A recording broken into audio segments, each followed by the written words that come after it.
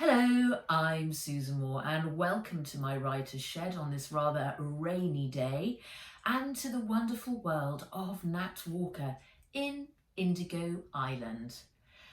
And we left Nat, just landed at San Francisco airport with her robot dragon Fizz and her Aunt Vera and Henry, and they were headed into the city.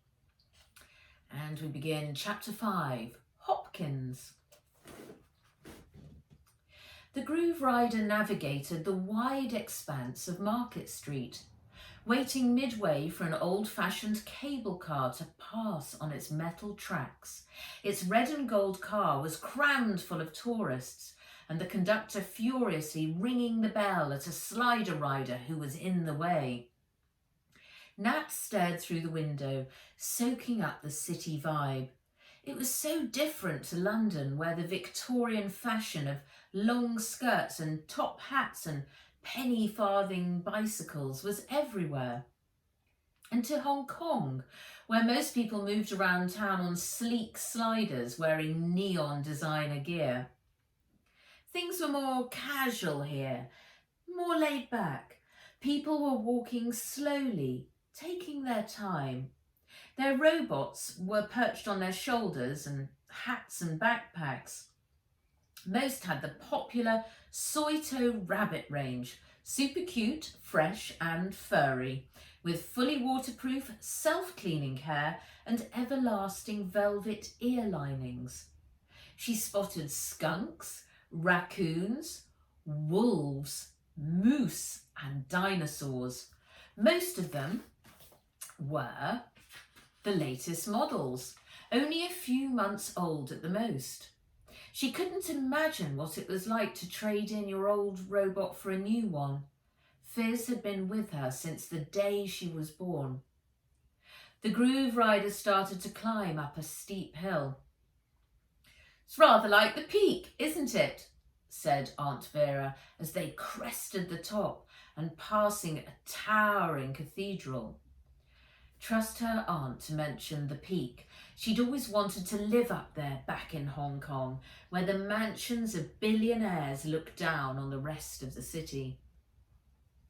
The Groove Rider moved along the top of the hill, where huge stately apartment blocks lined the streets.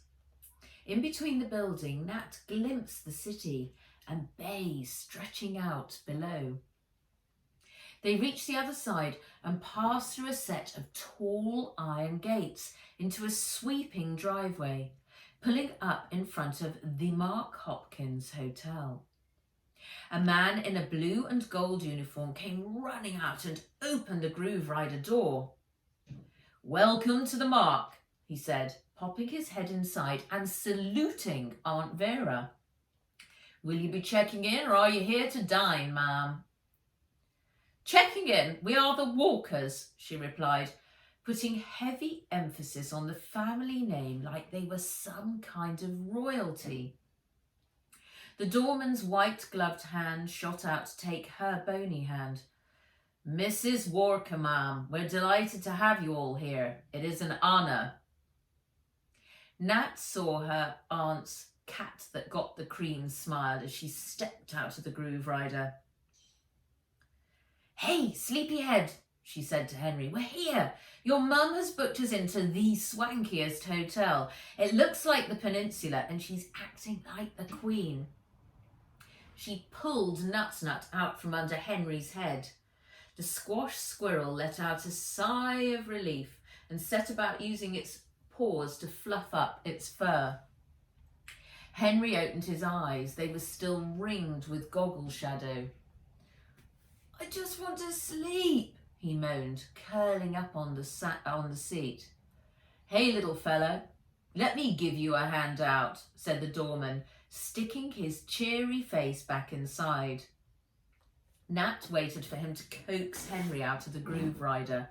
She stepped out just as a group of uniformed staff came stampeding out of the hotel towards them. "Welcome to the Mark, Mrs. Walker. I'm Sergio, the hotel manager. I trust you've had a great journey here. The Bullion Suite is ready and waiting for you," said a tall man in a blue suit. Her aunt let out a tinkling, girly laugh. Thank you. I must say we are a little fatigued from our travels. Nat wondered what had happened to her aunt's accent. She was suddenly sounding like some lady from an old-fashioned movie where they wore corsets and bonnets.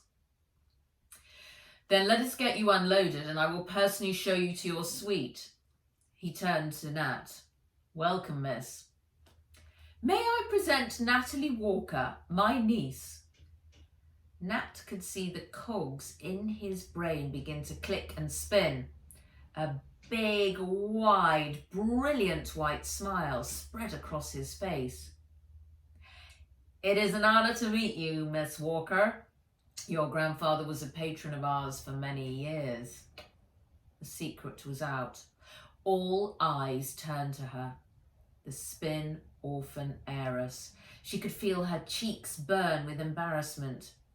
Fizz leaned his snout close to her ear. Have an open face, but conceal your thoughts, he whispered. She forced herself to look up from the cobblestones and smile at the crowd. Ah, yes, Mr. Drew, Nat's grandfather was such a wonderful man. We are here on family business, actually, concerning his estate. I understand his old residence is not far from here, said Aunt Vera, her voice loud enough for anyone on the street to hear what she had to say. So much for being below the radar. They were staying in one of the fanciest hotels, and now she was busy telling everyone about their business. Indeed, it's across on Russian Hill. The house was such a generous donation to the Asian Art Museum. It gets thousands of visitors a year. Anytime you need to go there, the hotel's overrider is at your disposal. Aunt Vera sniffed. The house is a generous loan to the museum. It was an awkward silence.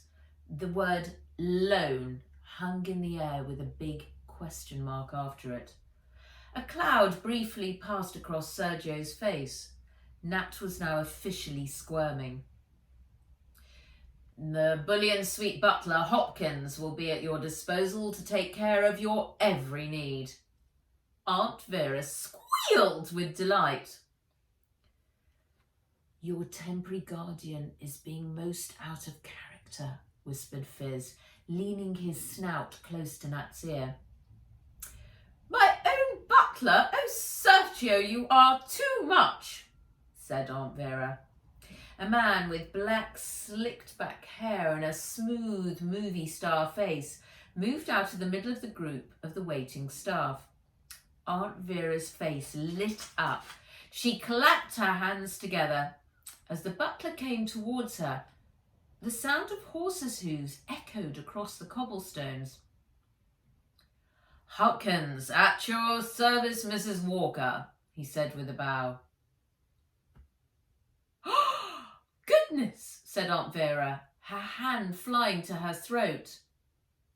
Nat gulped. The top half of Hopkins' body was an android man.